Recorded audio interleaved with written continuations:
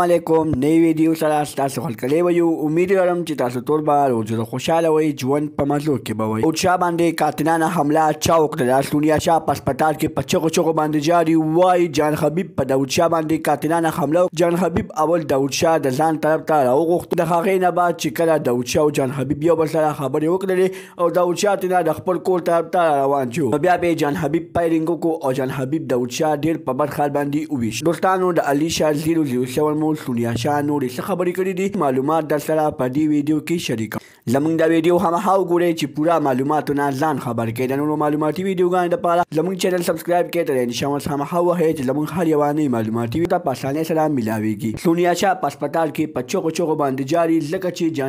جان حبیب په داود شاه باندې قاتلانه حمله کړې ده دوستانو داود شاه تر اوسه پورې په هسپتال کې په هوش کې نه دی راغلی ډاکټران وایي چې 3 ورځې بعد به په هوش کې راځي او سونیا شاه په چغو چغو باندې جاري ځان وخي او وایي چې زه کونډه شوم دوستانو سونیا شاه وایي په داود شاه باندې ډېره زیاته قاتلانه حمله شوې ده ډېره زیاته دردناکه حمله پرې شوې ده چې د هغه حملې په وجه باندې داود شاه 3 ورځې په بېهوشۍ کې تللی دی تر اوسه پورې په هوش کې نه دی راغلی دوستانو داود شاه سره ډېر زیات ظلم شوی دی انسانیت ژوندی دی ولې چې داود شاه ډېر غلط کارونه کړي خو داود شاه سره داسې کانان نه وه پکار سونیا شاه وایي ولې داود شاه تاسو ته څه ویلي دي کنځل خو به ما کول کنځل خو تاسو ته داود شاه نه دي کړي خو تاسو بیا هم داود شاه پسې نښتئ او داود شاه زما د زندګۍ نه ختموئ خو داسې به هېڅکله ونه کېږي دوستانو الله دې وکړي چې داود شاه له الله صحت ورکړي او بیا داود شاه په خپله باندې خپل قاتلان راښکاره د نورو معلوماتي ویډیوګانو لپاره زموږ چینل سبسکرایب کړئ تر نشان اوس هماغه وخت چې زموږ هر یوه نوې معلوماتي ویډیو تاسو ته په اسانۍ سره میلاویږي والسلام